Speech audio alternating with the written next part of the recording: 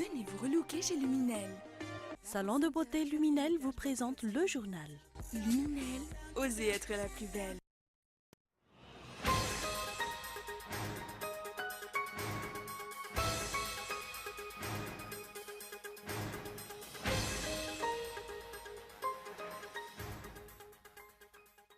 La CENI a obtenu un financement d'une hauteur de 12 millions de dollars dans le cadre du SACEM pour financer les prochaines élections. Ce fonds sera utilisé pour améliorer le cadre électoral dans le pays. La mise en place des délégués du personnel au sein d'une entreprise employant plus de 11 personnes est obligatoire, rappelle la secrétaire générale du FICEMARE en ce début d'année. Le contentieux diplomatique entre la Malaisie et la Corée du Nord s'est envenimé lundi autour de l'enquête sur l'assassinat du demi-frère du dirigeant nord-coréen Kim Jong-un.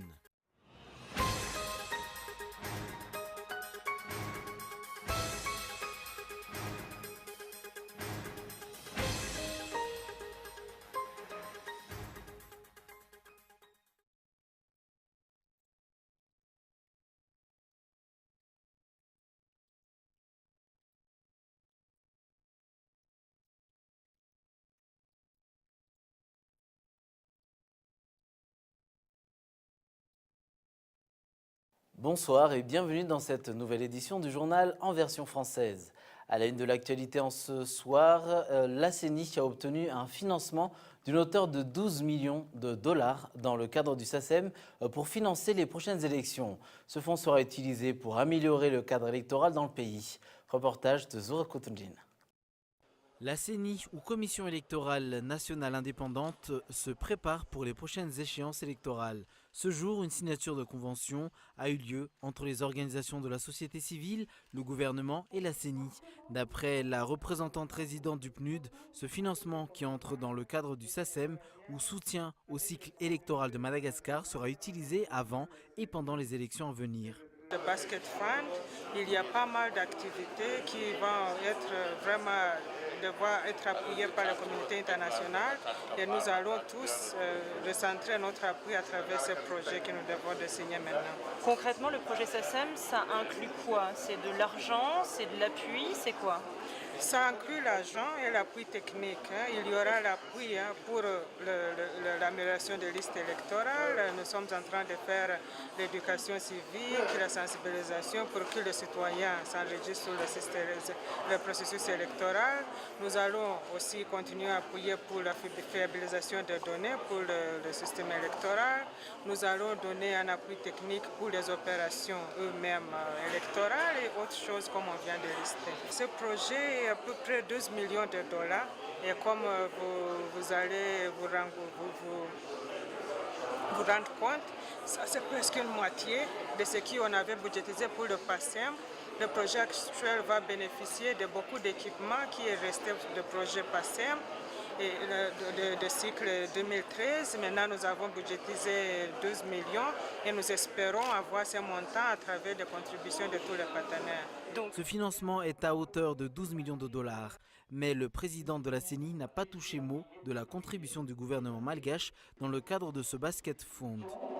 Par cette cérémonie de signature du projet, SACEM soutient au cycle électoral malgache.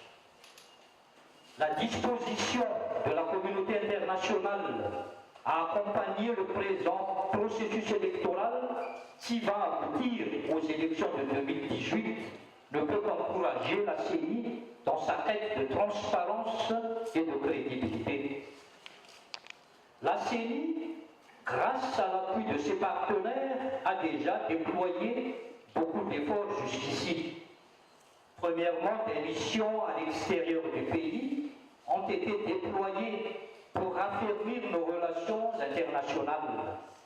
La CENI Madagascar est actuellement bien placée dans le réseau des organes de gestion des élections dans le monde. Ce projet est le prolongement du projet PACEM initié en 2013, mais aucune date précise n'a été avancée pour la mise à disposition du financement en totalité. La mise en place de l'ACD Advanced Cargo Declaration est toujours en suspens. La mise en place de ce système repose sur l'application des normes internationales, a expliqué le directeur général de l'APMF. Les opérateurs privés, de leur côté, n'ont donné aucune explication sur ce sujet. Reportage de Michel Aranardzone. Nous ne pouvons rien dire concernant la mise en place de l'ACD pour surveiller les entrées et sorties dans les ports de Madagascar. Telle a été l'explication du vice-président du FIMPAMA ce jour. Selon les informations, un communiqué sortira bientôt pour expliquer la position du privé par rapport à cette décision de l'État malgache. L'ambassade des États-Unis, de leur côté, désavoue l'APMF. Il rappelle que ce système ne répond à aucune exigence américaine. Par rapport à cela, le directeur général de l'APMF, Agence portuaire maritime et fluviale, a expliqué que ce système va être mis en place par rapport aux accords maritimes internationaux, SOLAS et ISPS de la charte de l'Union africaine de Lomé sur la sécurité, sûreté et développement maritime signée par Madagascar en octobre dernier. L'APMF, le gouvernement malgache, a choisi l'ACD comme outil pour la mise en œuvre du code ISPS.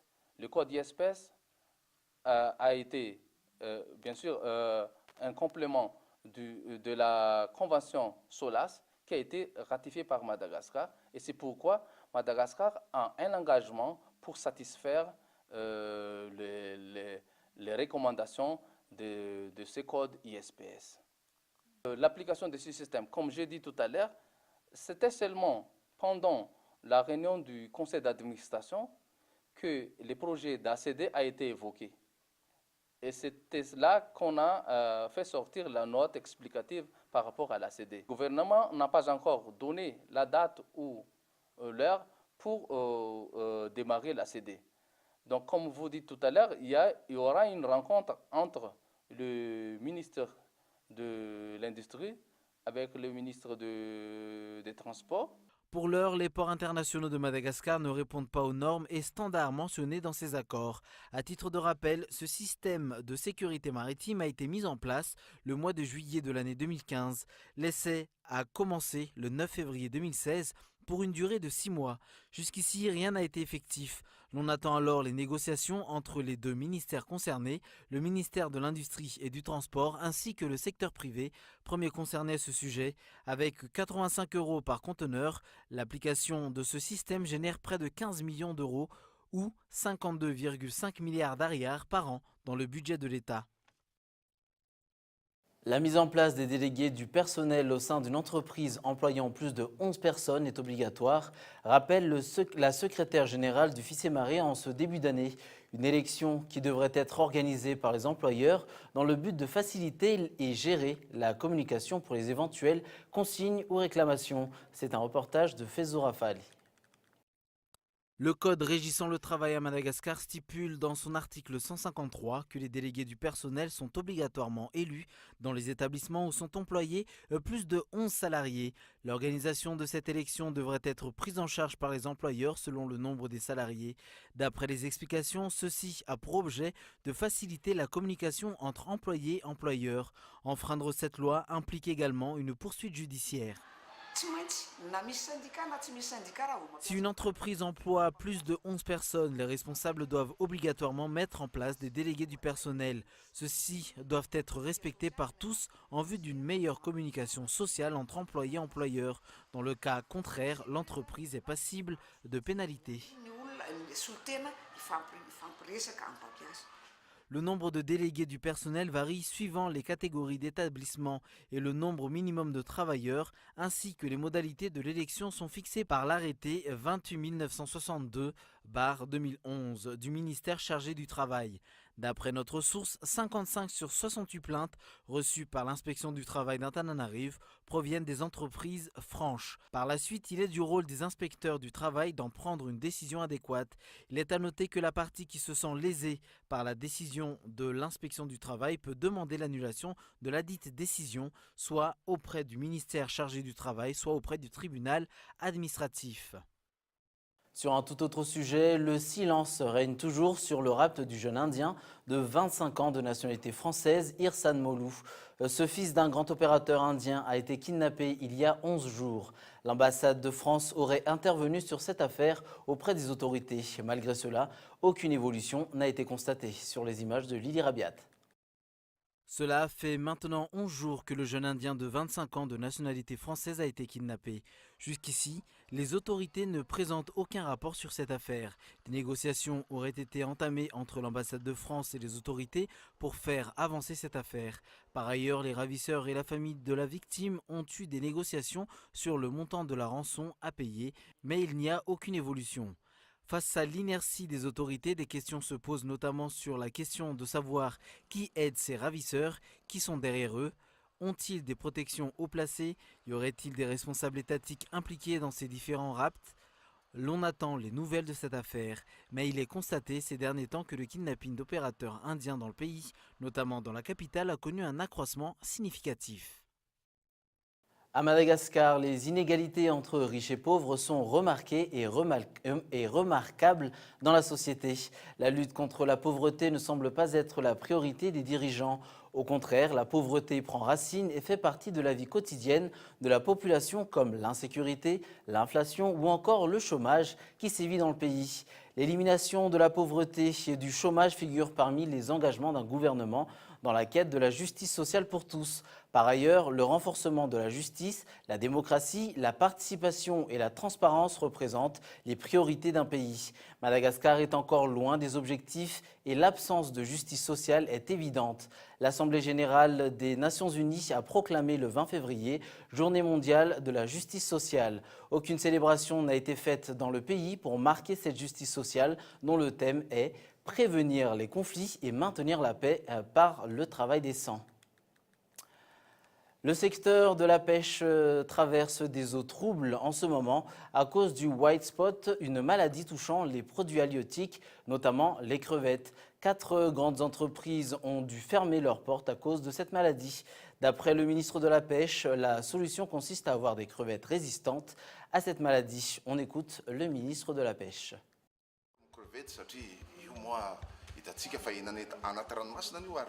On cherche des crevettes résistantes à cette maladie. Ce sont nos crevettes qu'on emmène là-bas. On cherche une nouvelle souche, puis on l'applique ici à Madagascar. On ne va faire entrer de nouvelles espèces.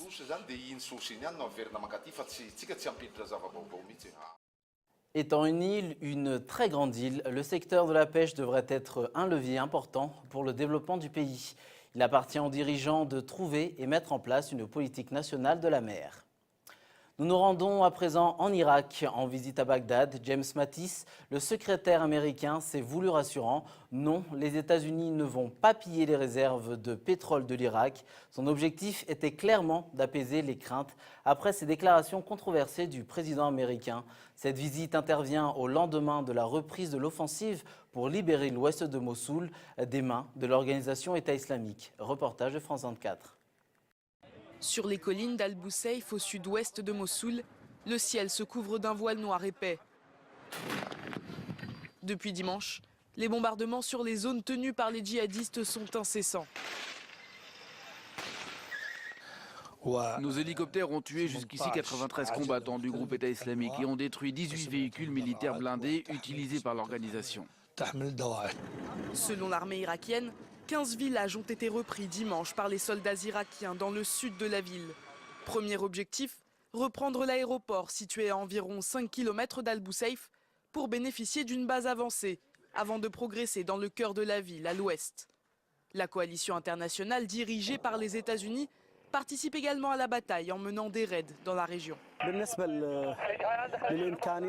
Nous avons remarqué que les capacités et le moral des terroristes sont en train de fondre. Parce que nous avons déjà détruit 2 voitures piégées. Nous en avons vu s'échapper et la plupart se sont réfugiés dans ce village là-bas. Pour venir à bout des djihadistes dans la partie est de la ville, il a fallu 3 mois aux troupes irakiennes. Mais cette bataille à l'ouest risque d'être bien plus difficile. Près de 750 000 habitants seraient encore coincés à l'intérieur de cette zone. La partie occidentale est surtout composée de ruelles étroites. Les djihadistes connaissent le terrain et ont eu le temps de se préparer à la bataille. Toujours dans l'actualité internationale, le contentieux diplomatique entre la Malaisie et la Corée du Nord s'est envenimé lundi autour de l'enquête sur l'assassinat du demi-frère du dirigeant nord-coréen Kim Jong-un, survenu il y a une semaine alors qu'il était en transit à l'aéroport de Kuala Lumpur. Le ministère malaisien des Affaires étrangères a rappelé lundi son ambassadeur en poste à Pyongyang pour des consultations et a convoqué l'ambassadeur de la Corée du Nord. Reportage de France 24. Des relations de plus en plus tendues entre la Corée du Nord et la Malaisie. Alors que Kuala Lumpur a rappelé son ambassadeur à Pyongyang, la Corée du Nord demande le rapatriement immédiat du corps de Kim Jong-nam et remet en cause l'enquête menée par les autorités malaisiennes. Cela fait 7 jours que cet incident s'est produit, mais il n'y a toujours aucune preuve de la cause du décès. Donc nous ne pouvons pas faire confiance à l'enquête menée par la police malaisienne, même lorsqu'elle rendra ses conclusions. L'ambassadeur nord-coréen convoqué par les autorités malaisiennes rejette par avance les conclusions de l'autopsie pratiquée sur le corps de la victime. Des conclusions qui pourraient être publiées cette semaine. Dès que les médecins légistes seront sûrs d'avoir identifié la cause qui aurait provoqué sa mort, alors ils communiqueront cette information à la police. Dès que nous saurons, nous communiquerons là-dessus. Nous n'avons aucune raison de dissimuler ces informations. Les autorités malaisiennes ont annoncé avoir identifié 4 nouveaux suspects. Tous sont nord-coréens et ont quitté la Malaisie le jour où Kim Jong-nam a été tué. Selon les autorités indonésiennes, au moins 3 d'entre eux auraient pris place à bord d'un vol en direction de Jakarta, puis de Dubaï. Jusqu'ici, 4 suspects ont été interpellés par la police malaisienne. Parmi eux, un nord-coréen, un malaisien, une vietnamienne et une indonésienne. Cette dernière est suspectée d'avoir aspergé le visage de Kim Jong-nam d'une substance toxique mortelle. Avant de refermer ce journal, voici un rappel des titres. La CENI a obtenu un financement d'une hauteur de 12 millions de dollars dans le cadre du SACEM pour financer les prochaines élections. Ce fonds sera utilisé pour améliorer le cadre électoral dans le pays. La mise en place des délégués du personnel au sein d'une entreprise employant plus de 11 personnes est obligatoire, rappelle la secrétaire générale du FICEMARE en ce début d'année. Et enfin, le contentieux diplomatique entre la Malaisie et la Corée du Nord s'est envenimé lundi autour de l'enquête sur l'assassinat du demi-frère du dirigeant nord-coréen Kim Jong-un. Voilà qui referme ce journal. Prochain rendez-vous avec l'information en version française demain à 20h45 sur Cool TV. Bonne soirée et au revoir.